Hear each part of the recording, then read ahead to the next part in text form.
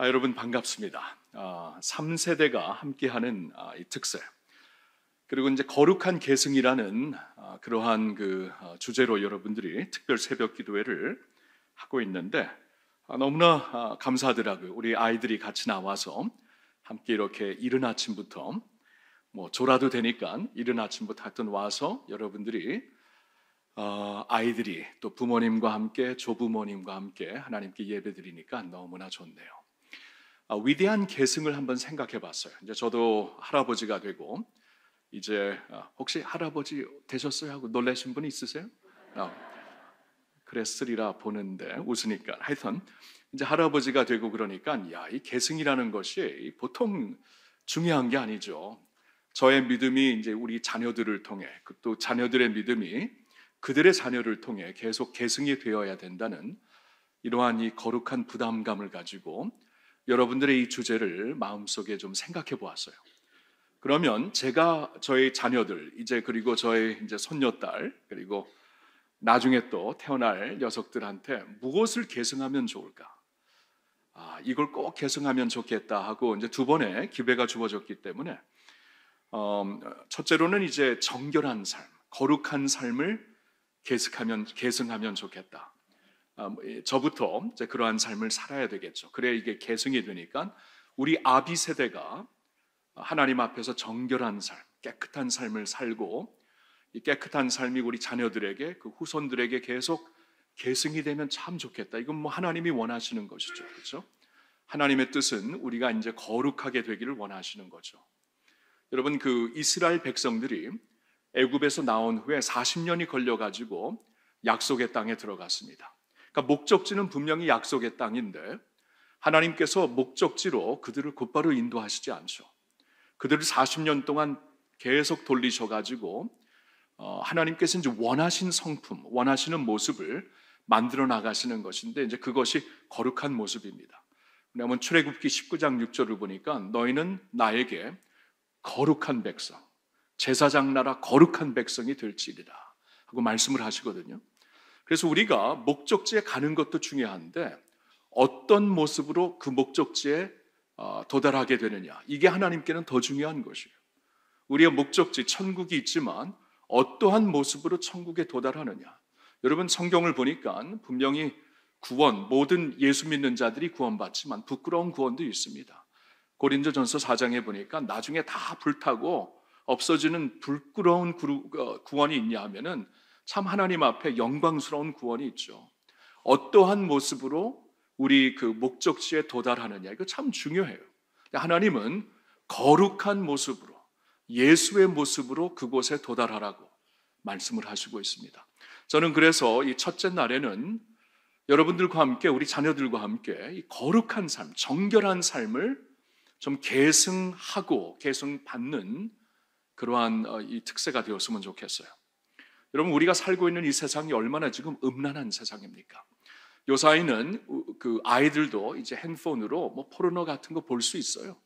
그런 얘기를 듣고 초등학생들도 본다는 얘기를 듣고 얼마나 놀랐는지. 그러한 세상에 지금 우리가 살고 있습니다. 이러한 세상에 살면서 우리가 하나님 앞에 거룩한 삶을 산다는 것은 굉장히 어려운 것이죠. 그러나 하나님의 뜻은 분명합니다. 하나님의 뜻은 너희가 거룩한 백성이 되어라.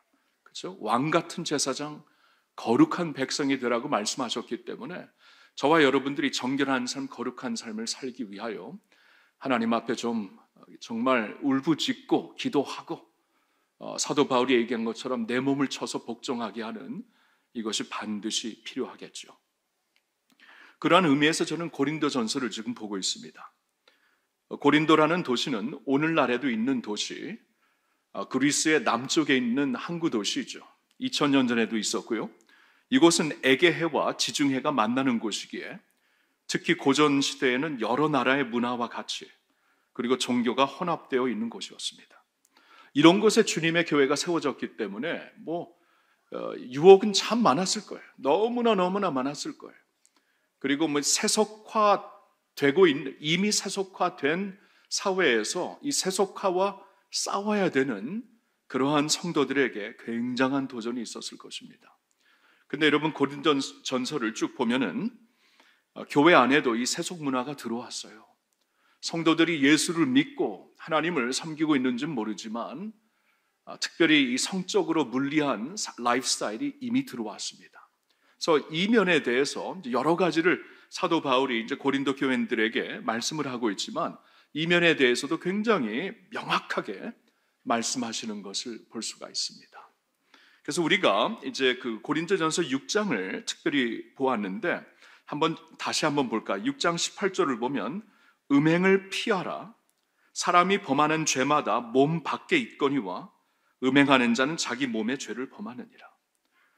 사람들이 범하는 모든 죄는 몸 밖에서 짓는 죄다. 그렇죠? 우리가 뭐 말을 해서 죄를 지을 수 있고 남에게 죄를 지을 수도 있고 법을 어길 수도 있고 하나님의 뜻에 순종하지 않을 수도 있고 순종하지 않은 것이 뭐 적극적인 불순종, 소극적인 불순종이 될 수 있지만 몸 밖에서 이루어지는 것인데 음행만큼은 그렇죠? 음행만큼은 성적으로 깨끗하지 않는 삶만큼은 내 몸에 죄를 짓는 것이다. 치명타죠. 우리 몸에 죄를 짓는다는 것은 이 생명 자체가 이제 파괴된다는 것입니다. 몸은 생명인데 알게 모르게 우리의 생명이 파괴된다. 몸에게 죄를 짓는 것이다 라고 말씀을 하고 있죠. 몸이 죄로 인해 죽는다. 19절을 보면은 너희 몸은 너희가 하나님께로부터 받은 바 너희 가운데 계신 성령의 전인 줄을 알지 못하느냐. 너희는 너희 자신의 것이 아니라. 여러분 이 말씀 한번 잘 보세요. 우리 자녀들도 잘 보세요. 너희 몸은 지금까지 우리의 몸은 우리 부모에게서 받았다라고 우리가 생각을 하죠. 근데 우리가 예수님을 믿는 그 순간 우리의 몸은 이제 더 이상 부모에게만 받은 것이 아니라 우리의 몸은 이제 하나님께로부터 받은 것이에요. 하나님께서 우리의 몸을 이제 새롭게 하여서 당신의 것으로 허락하셨다 그 말씀입니다. 그리고 더 놀라운 것은 우리의 몸을 하나님의 성전으로 만드셨다. 하나님의 성전, 하나님이 우리 안에 하나님의 영으로 이제 믿는 자들 안에 거하신다. 여러분 성전이 그냥 빌딩이 교회 빌딩이 지어졌다고 성전이 아니죠. 그 안에 하나님의 영이 계셔야 하나님의 성전이죠. 근데 하나님은 우리 안에 하나님의 영이 계시기 때문에 너희 몸이 하나님의 영이 거하시는 성전이다 라고 말씀을 하고 있어요. 그렇다면 이제 우리 몸에 대한 우리의 인식은 아주 레디컬하게 바뀌어야 됩니다. 레디컬하게. 여러분 이 하나님의 성전 안에 들어와서 여러분들이 여기에 막 쓰레기 버리고 막 여기에 뭐 소변 보고 뭐 여기서 막 이상한 짓 하고 그럴 수 있습니까? 못하죠. 성전인데 어떻게 그럴 수가 있어요? 근데 너희 몸이 성전이라고 말씀을 하십니다. 예수님을 믿는 그 순간 하나님께서 우리의 몸을 새롭게 하셔서 당신의 것으로 만드셨다. 굉장히 레디컬하게 우리의 몸에 대해 새로운 인식을 허락하십니다. 20절에 보니까 값으로 산 것이 되었으니 그런즉 너희 몸으로 하나님께 영광을 돌리라. 너희 몸을 값으로 사셨다. 무슨 값으로 사신 겁니까? 예수 그리스도의 피로 사신 것이죠. 그러니까 예수 그리스도의 피로 우리의 영만 사신 게 아니라 우리 영혼만 사신 게 아니라 너희 몸도 사셨다. 우리의 몸을 당신의 피를 흘려서 당신의 것으로 사셨다라는 엄청난 말씀을 하고 있습니다. 그래서 성경은 너희 몸으로 하나님께 영광을 돌려라. 여러분, 우리의 삶으로 하나님께 영광을 돌린다라는 표현은 많이 들어봤지만, 그렇죠? 나의 삶이 하나님께 영광이 되기를 원합니다. 나의 어떠한 섬김이 하나님께 영광이 되기를 원합니다. 나의 어떠한 그 선교가 하나님께 영광이 되기를 원합니다. 이러한 말은 많이 하는데 성경은 너희 몸으로 하나님께 영광을 돌려라. 이것도 말씀을 하십니다. 내 몸이 하나님 앞에 거룩한 몸으로 보존이 될 때 하나님께 영광이 된다는 것이에요. 여러분 이 정도로 말씀을 하신다면은 이 거룩이라는 것은 단순히 어떠한 도덕적인 면에서 뭐 크리스천 도덕적인 면에서 주시는 말씀이 아니죠. 단순히 그런 말씀이 아닙니다. 그냥 종교적으로 뭐 이전엔 이렇게 저렇게 살았지만 이제는 이렇게 살아라. 그렇죠? 무슨 도덕적인 의미로 그 정도로 주시는 말씀이 아니라 이렇게 말씀을 하신다면 야, 이 거룩은 우리 크리스천들에게 생명이다. 이걸 잃으면 다 잃는 것이다. 여러분, 다윗이 하나님의 사람이 아니었습니까? 하나님의 사람, 하나님의 마음에 합한 자였는데 어느 한순간 다윗도 인간이라 어느 한순간 그가 성적으로 타락을 하게 되었어요. 그렇죠? 성적으로 죄를 범했습니다. 그러면서 그의 영혼은 점점 하나님과 멀어지고 있었고 육신도 아팠어요. 나중에 이제 이 모습이 내가 잘못된 모습이구나, 이것을 깨닫고 다윗이 회개를 하였을 때 시편 51편을 보니까 내 안에 정결한 마음을 주시고, 그렇죠? 구원의 기쁨을 회복하여 주셔서 구원의 기쁨이 없어졌어요. 하나님의 사람 다윗이 사람들 앞에서 찬양을 인도하는 사람이었고 예배 인도자였습니다. 오늘날로 말하면 목회자였습니다. 그렇죠? 근데 구원의 감격이 없었던 거예요. 이걸 완전히 잊고 살았어요. 그냥 종교적인 삶을 살았던 것이죠. 구원의 기쁨을 회복하여 주시고 성령을 내게서 거두지 마소서. 이제 지금 돌아보니까 성령님과 동행하지 않았던 자신의 모습이 보이는 것입니다. 여러분 아시겠죠? 다윗도, 그렇게 하나님을 섬겼던 다윗도 성적으로 타락하고 무너지는 그 순간 성령님과 동행을 할 수가 없었고 구원의 기쁨을 누릴 수가 없었다는 것입니다. 이거 생명이에요, 생명. 이게 빠지면은 아무것도 없는 겁니다. 그래서 이 정도로 하나님께서 말씀을 하시는 겁니다. 여러분, 저와 여러분들이 살고 있는, 우리 자녀들이 살고 있는 이 사회가 얼마나 이렇게 많은 유혹이 있습니까? 제가 언제 한번 설 몇 년 전에 추석이었네, 추석 때 추석이 이제 금요일이라서 보통 우리 금요 저녁에 영성 집회를 하는데 그날이 추석이었어요. 그래서 모든 이제 가족들이 가족 예배를 드리기로 하고 그날 모처럼 저녁 예배가 없어서 이제 산보를 좀 나갔어요. 그래서 이제 야탑동 사니까 탄천을 쭉 걸으면서 오는데 그 야탑 먹자 골목을 지나는데 그날에도 먹고 마시는 분들이 부쩍 많았습니다. 근데 길에는 뭐가 막 뿌려져 있는데 뭔가 처음에는 무심코 걸었는데 길을 걸어보니까 향락을 즐기라는 광고지가 수두룩하게 쌓여있더라고요. 그냥 어떻게 이렇게 많이 쌓여있습니까? 향락을 즐기라는 그래서 이런 것을 밟고 다니면서 이게 그냥 문화 속에 젖어 들어가는 우리의 모습이구나, 우리 자녀들의 모습이구나. 이런 사회에 우리가 살고 있습니다. 언젠가 통계를 한번 접해봤는데요, 2019년도 한 해 동안 세계의 음란물 사이트 방문 총 횟수가 얼마인가 이렇게 한번 봤더니 420억 회라 그러더래요. 420억. 그러면 420억. 42하고 0이 9개 붙어 있습니다. 420억의 음란물 사이트 방문 총 횟수가 있었다고 하고, 그 말은 하루에 평균 1억 1,500만의 횟수가 음란 사이트를 방문했다는 것입니다. 그 중에 크리스천들이 없을까요? 그 중에 중직자들이 없을까요? 그 중에 목회자들이 없을까요? 여러분, 이거 진짜 리얼한 프로블럼이에요. 리얼한 프로블럼. 여기에 성경을 보면 여기에 영성이 달려 있는데 이건 단순히 도덕적인 이슈가 아니라 생명의 이슈라고 하나님이 말씀을 하시고 있는데 이렇게 우리가 알게 모르게 다 무너지고 있어요. 그래서 이 거룩한 문화를 회복하고 이 거룩한 하나님이 우리에게 찾고 계시는 깨끗하고 정결한 영성을 회복하는 것은 우리의 위대한 계승이 되어야 되겠죠.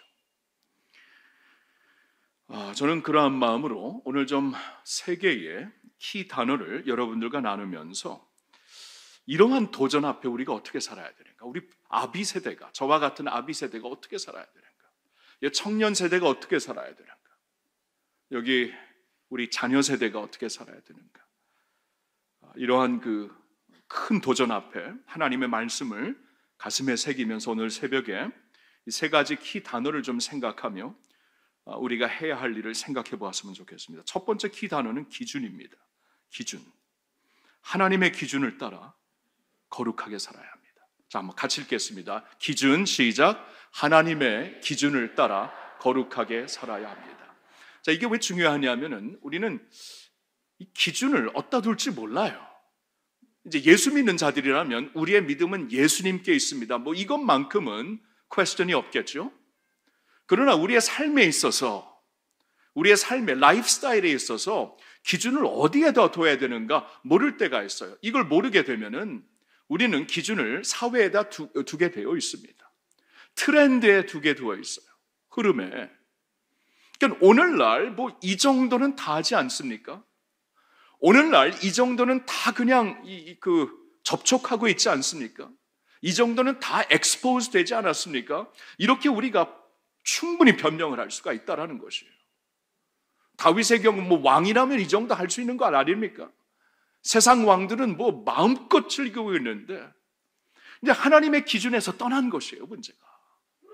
그러니까 기준이 우리를 붙잡아 주시는 겁니다. 기준, 하나님의 기준을 따라 거룩하게 살아야 된다. 여러분 로마서 12장 2절을 보니까 너희는 이 세대를 본받지 말고 오직 마음을 새롭게 함으로 변화를 받아 하나님의 그 기뻐하시는 뜻이 무엇인가, 온전하신 뜻이 무엇인가 구별하도록 하라고 말씀을 하십니다. 그렇죠? 하나님의 선하시고 기뻐하시고 온전하신 뜻. 근데 이게 그러니까 하나님의 뜻을 구별하여 사는 것, 나의 마음이 이 말씀으로 변화가 되어 새롭게 사는 것, 하나님의 뜻을 구별하여 사는 것, 이 모든 게 다 중요한데 이게 어디서 시작되는가? 너희는 이 세대를 본받지 말고, 세대를 본받지 말고, 그래야 오직 마음을 새롭게 함으로 변화를 받아 하나님의 선하시고 기뻐하시고 온전하신 뜻이 무엇인지 분별하도록 하라. 이렇게 말씀을 하고 있습니다. 그러니까 이 스타팅 포인트는, 시작하는 포인트는 이 기준이에요, 기준. 세대를 본받지 아니하고 하나님의 기준을 따라 예수를 본받아라, 그 말이죠. 기준이 우리의 삶을 인도하고 우리의 삶을 지배하는 것입니다. 성에 관하여서도 마찬가지죠. 여러분, 성은 사실 하나님이 허락하신 것입니다. 이 결혼이라는 컨텍스트 안에 남편과 아내가 충분히 즐길 수 있는 하나님이 만드신 거예요. 그렇기 때문에 이건 아름다운 것입니다. 그리고 거룩한 것이에요. 하나님의 기준 안에서 사용될 때는 거룩하고 아름다운 것, 우리가 즐길 수 있는 것, 그리고 이것으로 말미암아 가정을 이루면서 하나님의 영광을 드러내는 것, 이거 참 좋은 것입니다. 그런데 하나님의 기준을 떠나니까 파괴력이 있는 것이죠. 기준을 떠나니까 우리의 영성을 망가뜨리고 우리의 생명을 망가뜨리는 것이죠. 여러분, 불을 한번 생각해 보세요. 불. 난로나 벽로에 이 파이어플레이스에 불이 있으면 이건 따뜻합니다. 굉장히 유익하죠. 따뜻하고 뭐 거기에 뭐 또 구워 먹을 수도 있고 아주 분위기도 아름답게 만들고, 불이 난로 안에, 벽로 안에 있으면 아주 아름답고 유익한 것이에요. 근데 그 불이 그 파이어플레이스에서, 난로나 벽로에서 튀어나오면, 번져나오면 파괴적입니다. 나를 죽이고 옆에 있는 사람 다 죽입니다. 여러분, 하나님의 성에 대한 기준도 그렇게 봐요. 하나님 안에서, 그 기준 안에서는 아름다운 것, 정말 유익한 것, 우리가 즐길 수 있는 것, 결혼하면서 결혼을 통해 하나님께 또 영광이 되는 것. 그런데 이것이 그 기준에 떠나는 순간 모든 것을 파괴한다라는 것입니다. 여러분, 하나님의 기준은 분명하죠. 성에 대해서 한 남자와 한 여자가 결혼을 통해서 하나님 앞에서 서약으로 한 몸이 되었을 때 즐길 수 있는 것입니다. 이게 하나님의 기준이에요. 그리고 한 남자와 한 여자라고 창세기에 분명히 말씀을 하고 있기 때문에 이 동성들끼리 뭐 즐길 수 있는 것도 아닙니다. 한 남자와 한 여자가 결혼이라는 컨텍스트 안에서 즐길 수 있는 것이에요. 이 기준이 우리에게 꼭 필요합니다. 여러분, 성경을 보면 에녹이라는 사람이 나오죠. 에녹은 성경을 보니까 하나님과 동행한 자였다. 하나님과 동행하여서 하나님께 큰 기쁨이 되었다. 하나님이 에녹을 얼마나 기뻐했는지 성경을 보니까 에녹을 그냥 죽음을 경험하지 않고 직접 천국으로 데려가십니다. 그만큼 하나님은 에녹을 기뻐했습니다. 근데 에녹이 무엇을 했는가? 하나님과 동행을 했다. simply 하나님과 같이 거행하는 사람이었다. 근데 여러분, 에녹이 어느 시대에 살았는지 아십니까? 에녹 후 얼마 안 돼 갖고 노아 시대가 옵니다. 그러면 이미 에녹 시대부터 세상은 타락할 만큼 타락하기 시작했다라는 거예요. 부패할 만큼 부패했습니다. 성적인 문화를 비롯하여서 모든 것이 하나님의 기준을 이미 떠나고 있는 시대였어요. 그러니까 에녹의 경우에는 충분히 변명이 있었겠죠. 이 정도는 다 하는데, 이 정도는 이제 부도덕한 일도 아닌데, 충분히 그럴 수가 있는데 에녹은 하나님과 동행을 했습니다. 하나님의 기준을 붙잡고 살았다라는 것이에요. 에녹을 보니까 변명이 있으면 안 되겠다. 그렇죠? 하나님의 기준은 바꾸지 않습니다. 하나님의 기준은 영원합니다. 그걸 붙잡아야 돼요. 여러분, 레위기 18장 1절부터 5절에 이런 말씀이 있습니다. 여러분 한번 같이 우리 한번 쭉 1절부터 읽어보겠습니다. 여호와께서 모세에게 말씀하여 이르시되 너는 이스라엘 자손에게 말하여 이르라. 나는 여호와 너희 하나님이니라. 너희는 너희가 저주하던 애굽 땅의 풍속을 따르지 말며 내가 너희를 인도할 가나안 땅의 풍속과 규례도 행하지 말고 너희는 내 법도를 따르며 내 규례를 지켜 그대로 행하라. 나는 너희의 하나님 여호와이니라. 너희는 내 규례와 법도를 지키라. 사람이 이를 행하면 그로 말미암아 살리라. 나는 여호와이니라. 아멘. 여러분, 이 말씀은 이제 하나님께서 이스라엘 백성들을 애굽에서 이제 구원해 내신 후에 광야에서 이 말씀을 주신 거예요. 근데 광야에서 무슨 말씀을 하시는가? 잘 보면은 너는 이스라엘 자손에게 말하여 이렇게 말하라. 너희는 너희가 거주하던 애굽 땅의 풍속을 따르지 말며. 애굽 땅에서 400년을 살았습니다. 400년 동안 그 문화가 뼛속까지 깊이 들어가서 여러분 400년 동안 이 조상 때부터 내려온 것은 우리가 알게 모르게 우리 DNA 안에 깊이 지금 박혀져 있습니다. 그렇죠? 400년 동안 애굽의 문화를 이제부터 과감하게 따르지 말아라. 따라서는 안 된다라고 말씀을 하고 있어요. 그리고 계속 보면은 내가 너희를 인도할 가나안 땅의 풍속과 규례도 행하지 말라. 이제 앞으로 들어가는 그 땅의 문화와 그 땅의 세속 어떠한 라이프 스타일도 따라서는 안 된다. 왜요? 너희는 내 법도를 따르며 내 규례를 지켜 그대로 행하라. 나의 백성. 하나님께서 이제는 애굽에 속한 백성도 아니고 가나안에 속할 백성도 아니고 나의 백성이다.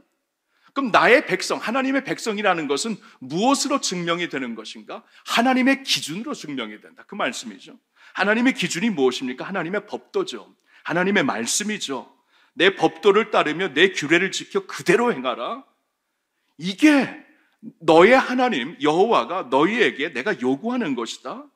그리고 너희는 내 규례와 법도를 지켜 사람이 이를 행하면 그로 말미암아 살리라. 우리를 살리시려고, 우리를 축복해 하시려고, 우리를 행복하게 하시려고, 무엇을 가져가서 우리를 불행하게 하시려는 하나님이 아니라 이렇게 살면 진짜 행복해지고 이렇게 살면 진짜 빛나는 사람들이 되는 것인데, 그렇게 하기를 원하셔서 풍성한 삶을 살기를 원하셔서 우리에게 이렇게 하나님의 말씀을 따라 살라고 말씀을 해주시고 있는 것이에요. 여러분, 하나님의 기준, 하나님의 말씀에서 찾고 영원히 변하지 않는 2000년 전, 아니 3000년, 4000년 전에 주신 말씀이 오늘도 그대로 하나님의 말씀으로 우리에게 주시고 있습니다. 하나님의 기준을 따라, 그 기준을 붙잡고 말씀을 따라 사시는 여러분과 여러분 자녀가 되시기를 예수님의 이름으로 축원합니다. 두 번째로는 기준이 있고 결단이에요. 그러면 이제부터 저와 여러분들은 결단을 해야 됩니다. 이 정도로 하나님께서 확실히 나의 뜻이 무엇이다 말씀을 하면 이제 거룩한 삶을 향한 과감한 결단이 요구가 되는 것이죠. 과감한 결단. 그래서 우리가 이제 고린도전서에서도 5장 7절의 말씀을 보았는데, 너희는 누룩 없는 자인데 새 덩어리가 되기 위하여 묵은 누룩을 내버리라, 내쳐버리라, 그 말이죠. 우리의 유월절 양 그리스도께서 희생되셨다. 그리스도께서 희생되셔서 우리를 하나님의 거룩한 새 몸으로 만들어 주셨는데 거기에 영적인 암처럼 계속 자라고 있는 그러한 우리의 모습들, 그러한 그 세속된 모습들, 성적으로 타락한 모습들, 영적으로 암인데 내쳐버려라. 그렇죠? 누룩을 잘라버려라. 그렇게 말씀을 하시고 있는 거예요. 결단이 필요합니다. 과감한 결단이. 오늘 아침에 그런 결단이 좀 있어야 되겠어요. 다니엘은 포로로 끌려간 곳에서 뜻을 정하여 자신을 더럽히지 아니하려고 하나님 앞에서 거룩한 결단을 합니다. 결단을 해요. 바벨론 문화에 내가 속해 있지 않을 것이다. 우리가 지금 왜 바벨론에 오게 되었는가? 우리 조상 때부터 하나님의 법을 따르지 않았기 때문에 여기까지 오게 되었는데 이제 거룩한 결단을 하고 뜻을 정하여 자신을 더럽히지 아니하리라. 뜻을 정해야 돼요. 욥을 보니까 욥은 자신의 눈과 언약을 맺어서 여성을 음란한 마음으로 보지 않겠다고 결단을 합니다. 눈과 언약을 맺어야 돼요. 눈과 하나님 이 눈을 새롭게 하시고 눈과 이제 언약을 맺습니다.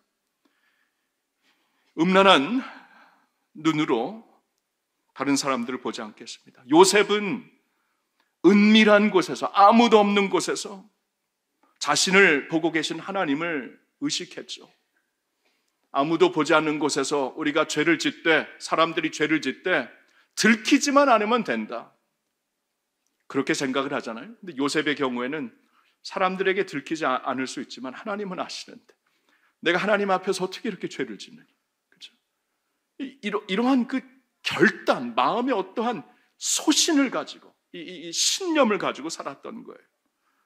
여러분 대학 선교회 CCC 창설자 빌 브라이트 박사님, 제가 이거 미국에서 쭉 자라면서 그분의 말씀을 들으면서 본인은 이렇게 기도를 했다 그러다. 영어로 한번 해볼게요. 그가 God, kill me before I sin against my wife.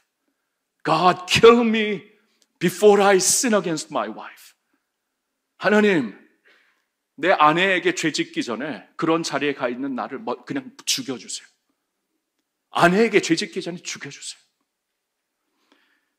이 대단한 결단이죠. 여러분 이렇게 기도할 수 있는 사람은 누가 있겠어요? 근데 그러한 결단이 없이는 우리가 이러한 유혹을 이겨낼 수가 없다라는 것이에요. 세속 문화에 충분히 우리는 현혹되어 살 수밖에 없습니다. 이러한 아주 극단적인 결단이 아니면. 제가 언젠가 자신을 좀 돌아봤어요. 내가 만일 성적으로 실족하게 되면 잃게 될 것이 무엇일까? 성적으로 실족하면 무엇을 잃을까 하고 한번 쭉 생각을 해봤는데 이렇게 리스트가 생기더라고요. 나의 존엄성을 잃을 겁니다. 더 이상 내가 자신을 존중히 볼 수 없게 될 것입니다. 나의 존엄성을 잃게 될 것이고 나의 거룩성을 잃게 될 것이다. 더 이상 하나님과 깊이 동행할 수 없는 거룩성을 잃게 될 것이다. 나의 집중력을 잃게 될 것이다. 더 이상 영적으로 집중하며 통찰할 수 없게 될 것이다. 나의 자유를 잃게 될 것이다. 더 이상 성령 안에서 자유를 누릴 수 없기 때문에 나의 확신을 잃게 될 것이다. 더 이상 하나님의 임재 가운데 확신하며 걸을 수 없으니까 말입니다. 나의 평안을 잃게 될 것이다. 더 이상 주님께서 주시는 내면의 평안을 누릴 수 없이 나는 살 거예요. 그렇죠? 그러니까 생각을 해보는 게 나의 존엄성, 나의 거룩성, 나의 집중력, 나의 자유, 나의 확신, 나의 평안 이걸 다 잃겠어요. 성적으로 타협하는 그 순간. 그리고 무엇이 데미지 될 것인가? 잃을 것, yes. 그러나 데미지, 손실될 것이 무엇인가? 생각해 보니까 하나님의 관계가 손실될 것이고 성결함을 통해서만 비롯되는 나의 지도력이 손실될 것이고 나의 절제하는 능력이 손실될 것이고 나의 시간이 데미지 될 것이고 나의 건강이 데미지 될 것이고 가족과의 관계가 손실될 것이고 담대하게 설교할 수 있는 능력이 손실될 것이고 확신을 갖고 감당할 수 있는 지도력, 나의 영성과 영적 능력이 다 손실될 거예요. 아니 이렇게 손해보는 거래가 어디 있어요 세상에? 이렇게 손해보는 거래를 왜 합니까? 그렇죠? 이 단순간에 잠시적인 쾌락을 위해 이 모든 소중한 것을 다 잃게 되는 거예요. 오 마이 갓, 이 모든 것을 내가 잃게 되는데 내가 이 세상에서 중요하다고 생각하는 것 모든 것을 잃게 되는데 확실한 결단이 없으면 야, 나 이거 하나님 앞에서 못 사는구나. 우리 가정 앞에서 못 사는구나. 내가 귀하게 여기는 모든 것을 다 잃게 될 것이구나. 가슴이 그냥 너무나 짜릿하더라. 여러분, 미국에 헛간 마당오리라는 그 동물들이 있어요. 헛간 마당오리. 이게 뭔가 저기 우리나라 말로 어떻게 번역을 해야 될까? 영어로 하면 barnyard dog입니다. barnyard dog. 이 헛간 마당의 오리라고 제가 한번 이름을 붙여보는데, 여러분 이게 뭡니까? 여러분 미국 그 큰 대륙 있잖아요. 철만 되면은 이 새들이 날아다니는 이 소리가 대단합니다. 이 대담한 대륙을 날아다니는 철새 중에 하나였어요. 근데 어느 순간 이들이 왜 헛간 앞마당에 오리가 되었는가? 이 동물을 공부하는 과학자들은 그렇게 얘기를 합니다. 이 새들이 언젠가 미국 대륙을 날아다니면서 농가의 안뜰에 쌓여있는 풍부한 먹이를 보았대요. 농가의 안뜰에. 막 그냥 이 큰 대륙을 나르다가 야, 저기 농가의 안뜰에 한번 우리가 안착하면은 저기서 뭐 충분히 먹고 살겠다 그러면서 그 유혹을 이기지 못하고 거기서 한 세대, 두 세대, 세 세대 지나면서 거기서 계속 풍부한 먹이를 먹으면서 더 이상 날지 못하는 그런 철새가 된 거예요. barnyard dog, 날지 못하는 철새입니다. 다시 좀 해석을 한다면. 근데 이 헛간 앞마당에 barnyard dog을 보면은 이 계절마다 막 소리를 꽥꽥 하면서 날아다니는 철새가 나를 때마다 이렇게 얼굴을 든답니다. 얼굴을 들고 무엇인가 앙모하는 마음으로 그들을 쳐다보는 거예요. 그들 DNA 안에 나를 수 있는 원래 DNA가 있거든요. 근데 쳐다를 보내 나르지를 못해요. 어느 순간 이렇게 돼버린 겁니다. barnyard dog이 돼버린 거예요. 하늘을 나를 수 있도록 하나님께서 만들어주셨는데 이제는 동경만 하고 날지를 못해요. 여러분, 이 계승이 거룩한 계승이 안 되면 비거룩한 계승이 되는 것입니다. 아비세대에게 책임이 많아요. 여기서 내가 못 나르기 시작, 여기서 안주하게 되니까 다음 세대 이렇게 되는 것이죠. 거룩한 결단이 필요한 것이죠. 삼손을 한번 생각해 보세요. 나실인이었습니다. 여러분, 나실인이면은 하나님의 위대한 소명을 갖고 있는 사람이었어요. 태어날 때부터 구별된 사람들, 성령의 특별한 기름 부으심이 있는 사람들. 근데 그가 성적으로 문란한 삶을 과감하게 내버리지 못했을 때, 쳐내지 못했을 때, 나중에 이 날지 못하는 철새가 되는 것과 마찬가지죠. 원래 DNA는 나실인인데, servant of God인데 아무런 능력이 없어요. 아무런 능력. 물론 하나님께서 마지막에 은혜를 주시어서 마지막에 이 블레셋 사람들을 이렇게 복수할 수 있는 기회를 주시지만 얼마나 비극적인 삶으로 끝납니까? 거룩한 결단이 필요한 거예요. 오늘 아침에 여러분 자녀들과 함께 거룩한 결단 하나님 앞에서 하실 수 있기를 예수님의 이름으로 축원합니다. 한 가지만 더 봅시다. 기도. 기준, 결단, 기도. 하나님의 도우시는 은혜를 우리는 간구하며 살아야 합니다. 여러분, 이런 생각을 할 수 있겠죠? 이런 설교를 들으면서 야, 오늘 같은 세상에서 이런 설교 이거 실제로 우리가 실천할 수 있는 설교인가? 이렇게 충분히 생각을 할 수가 있을 겁니다. 원하든 원하지 않든 언제 그냥 아무것도 안 하면서 이제 인터넷을 하고 있는데 갑자기 그냥 팝법이 생겨갖고 오빠 오늘 저녁에 뭐 하세요? 이렇게 막 나오는 거예요. 이런 사회에 살고 있는데 아무런 그냥 준비를 하고 있는데 여러분 이런 사회에 살고 있는 우리에게 이러한 설교가 어떻게 적용될 수 있는 것인가? 과연 우리의 노력으로 결단으로만 가능한 것인가? 자, 이것을 좀 다루면서 오늘 말씀을 마치고 싶은데요. 여러분, 그래서 우리가 하나님의 은혜를 구해야 돼요. 자, 하나님의 은혜에 대해 우리가 이제 중요한 말씀 한 군데가 있는데 디도서 2장 11절과 12절을 좀 보겠습니다. 먼저 11절만 같이 읽죠. 다 같이 모든 사람에게 구원을 주시는 하나님의 은혜가 나타나. 자, 여기까지만 봅니다. 자, 모든 사람에게 구원을 주시는 하나님의 은혜가 나타났다. 그러니까 우리가 우리의 힘으로 구원받을 수가 없잖아요. 그렇죠? 내가 뭐 구원 받고 싶다고 노력해서 뭐 돌을 닦아서 구원받을 수 있는 게 아니잖아요. 하나님께서 은혜를 주셔야. 그러니까 그 은혜가 우리를 구원하는 은혜가 되었다. 자, 그런데 이 같은 은혜로 하나님이 또 무슨 말씀을 하시는가? 바로 연결되는 12절 같이 읽겠습니다. 우리를 양육하시되 경건하지 않은 것과 이 세상 정욕을 다 버리고 신중함과 의로움과 경건함으로 이 세상에 살고. 자, 이 말씀 보셨나요? 같은 은혜예요. 그러니까 우리 모두를 구원하시는 하나님의 은혜가 주어졌는데, 하나님은 그 같은 은혜로 우리를 구원하실 뿐만 아니라 여기 12절에 우리를 양육하신다. 은혜로 구원하시고 같은 은혜로 우리를 양육하시다. 어떻게 양육하세요? 경건하지 않은 것과 이 세상 정욕을 다 버리고 신중함과 의로움과 경건함으로 이 세상에 살고. 우리 힘으로 구원받을 수 없어서 하나님의 은혜가 필요했잖아요. 마찬가지로 우리의 힘으로 정결한 삶을 살 수 없기 때문에 하나님께서 은혜를 주신다. 구원하는 은혜가 우리로 하여금 정결한 삶을 살 수 있는 은혜가 된다. 자, 이게 우리의 소망입니다. 그렇죠? 이게 우리의 소망.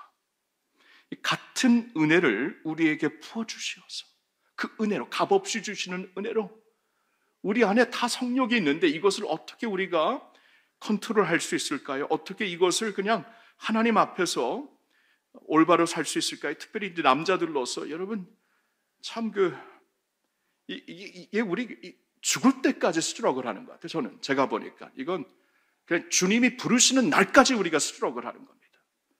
그런데 그러니까 이게 너무 힘들어요. 너무 힘들어요.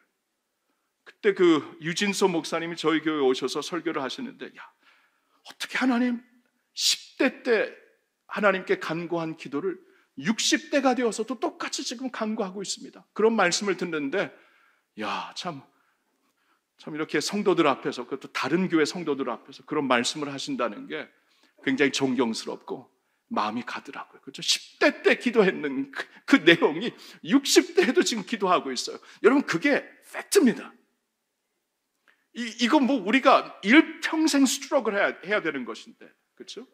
뭐 남자들뿐만 아니겠죠. 특별히 남성들, 아버지들 해야 되는 것인데, 근데 소망이 뭔가 하면은 하나님께서 은혜를 주신다. 우리 힘으로 할 수 없는 구원을 은혜로 하셨는데, 우리 힘으로 감당할 수 없는 이 유혹을 하나님께서 은혜로 감당하게 해주신다. 여러분 믿으시면 아멘 해보십시오. 은혜를 주신다고요. 은혜를. 그 은혜로 말미암아 우리가 세상에서 정결하게 살 수가 있는 것이다.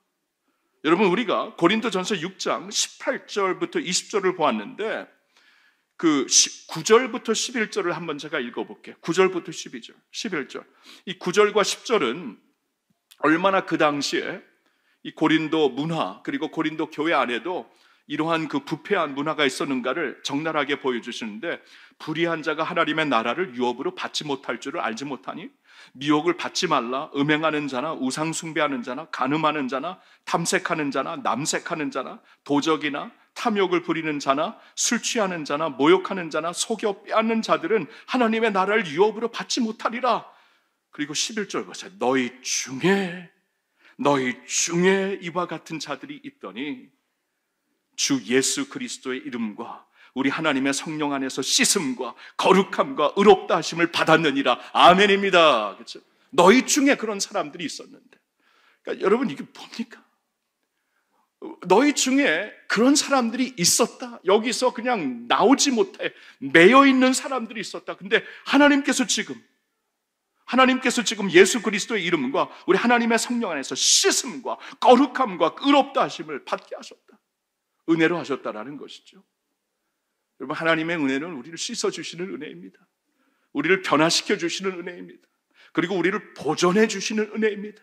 우리를 씻어주시고 우리를 변화시켜 주시고 우리를 보존해 주시는 그 은혜. 여러분, 그 은혜가 있기 때문에 소망이 있는 것이에요. 그렇죠? 남성들, 형제들, 그렇죠? 저를 비롯하여 우리 소망이 있어요. 이거 뭐 안 되는 것 같은데, 여러분 하나님의 은혜를 구합시다. 오늘도 그 은혜는 하나님의 보좌에서 흐르고 있어요. 이 말씀을 하고 마치게 에스겔 47장에 보면은 하나님께서 이제 죄로 인해 완전히 이제 그 파괴된 유다 백성들을 향해 주시는 말씀입니다. 그들은 나라를 잃고 성전을 잃고 모든 것이 다 파괴된 백성들이었습니다. 근데 하나님께서 이제 새로운 성전을 너에게 주시겠다, 새로운 성전, 새로운 나를 이루시겠다 라고 말씀을 하시면서 에스겔에게 에스겔 47장에 환상을 보여주시죠. 무슨 환상이 있냐 하면은 성전에 이제 하나님의 사자가 성전 앞에 그를 서게 하였는데, 성전에서 하나님의 보좌에서부터 물이, 생수가 흐르기 시작해요. 이게 뭔가? 생수가 흘러가고 동쪽으로 흐르기 시작합니다. 여러분, 예루살렘에서 동쪽으로 흐르게 되면은 사막이에요. 죽어있는 땅입니다. 근데 이 물이 흐르는데 보통 비가 내린다고 해도 그렇게 그 건조한 땅에서는 금방 드라이업 되는 것인데, 이게 이제 계속 흘러요. 계속 흐르면서 강이 되기 시작해. 그래서 막 땅이 살아나기 시작해. 그리고 동쪽으로 계속 가면은 사해가 있습니다. 죽은 바다가 있는데 죽은 바다가 살아나요. 죽은 바다가 살아나면서 거기서 물고기들이 생기고 그 옆에 나무가 생기고, 이 비전을 보여주세요. 그래서 너무나 놀래가지고 이제 사자가 그를 인도해갖고 그 물 안으로 들어가게 하는데, 처음에 그의 발목까지 차게 됩니다. 근데 발목까지 차고 있는 그 물을 이제 사자가 더 천걸음을 가게 하니까 무릎까지 오릅니다. 거기서 스탑하지 말고 더 천척을 가게 하니까 허리까지 이릅니다. 거기서 스탑하지 않고 더 천척으로 가니까 이제는 완전히 몸을 다 머리까지 덮쳐버리는 그러한 물이 됩니다. 여러분, 이게 하나님의 은혜예요. 이게 하나님의 은혜. 오늘도 압도하는 은혜, 오늘도 부어주시는 은혜, 찔끔찔끔 내려주시는 은혜가 아니라, 그래서 내가 발목까지 젖는 데서 스탑할 은혜가 아니라 더 들어가라, 무릎까지 더 들어가라, 허리까지 더 들어가라, 머리까지 덮는 하나님의 은혜. 여러분, 이 은혜를 오늘 충만하게 받으시기를 예수님의 이름으로 축원합니다. 이 기도를 통해서 하나님의 은혜로 새롭게 되어 우리 자녀들과 함께 이 세상에, 비록 이 세상에 살고 있지만 우리 거룩한 문화를, 하나님의 문화를 받아들이고, 이제 중요한 것은 씻음 받아야 될 자들은 씻음을 받고, 변화되어야 할 자들은 변화를 받고, 새 힘을 얻어야 될 자들은 새 힘을 얻어 하나님의 은혜로 그 가운데 거룩하게 서시는 여러분 모두가 되시기를 예수님의 이름으로 축원합니다. 기도하겠습니다. 하나님 아버지, 오늘 더 사랑의 교회 성도들과 함께 하나님이 편지로 우리에게 주신 말씀을 생각해 보았어요. 아버지, 이 세상은 참 성적으로 타락했고 유혹이 계속됩니다. 목사인 저도 유혹을 계속 받습니다. 하나님, 그런데 그 가운데서도 하나님의 기준은 분명하죠. 한 사람을, 한 여인을 사랑해라. 하나님이 허락하신 한 여인을 사랑하고 그와 함께 가정을 이루고 하나님의 언약으로 하나님 안에서 살라는 하나님의 기준이 분명합니다. 아버지, 이 기준을 우리가 늘 가슴에 새기며, 이것은 우리를 살려주시기 위해, 우리에게 축복하시기 위해, 행복을 주시기 위해 주신 하나님의 기준이오니 하나님의 말씀의 기준을 사랑하며 마음속으로 깊이 받을 수 있는 저희들 모두가 되게 하여 주시옵소서. 주님, 결단을 하기를 원합니다. 믿음의 선진들을 보면 생명을 걸고 결단을 하였는데 참 우리는 쉽게 포기하는 것 같아요. 빌 브라이트 박사님이, 하나님, 제가 아내에게 죄 짓는 그러한 상황에 서 있다면 죄 짓기 전에 저를 죽여주세요. 이렇게 과감하게 기도했던 기도를 생각해 보면, 하나님, 우리도 그러한 과감한 기도와 결단이 있었으면 좋겠습니다.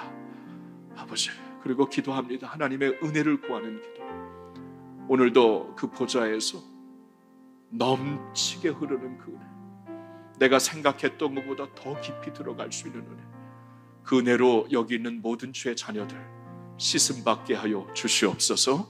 그 은혜로 변화받게 하여 주시옵소서. 그리고 그 은혜로 우리가 이제 오늘 거룩한 결단과 함께 끝까지 주님과 동행할 수 있는 저희들 되게 하여 주시옵소서. 예수님의 이름으로 감사드리며 기도합니다.